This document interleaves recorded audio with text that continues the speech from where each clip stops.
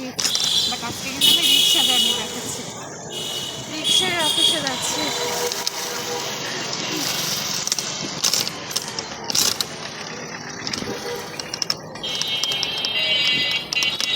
আজকে মোটামুটি রাস্তাঘাট নীরবে আছে, অনেক সময় জ্যাম থাকে তো, আজকে কিন্তু খুব বেশি জ্যাম পাওয়া যাচ্ছে না।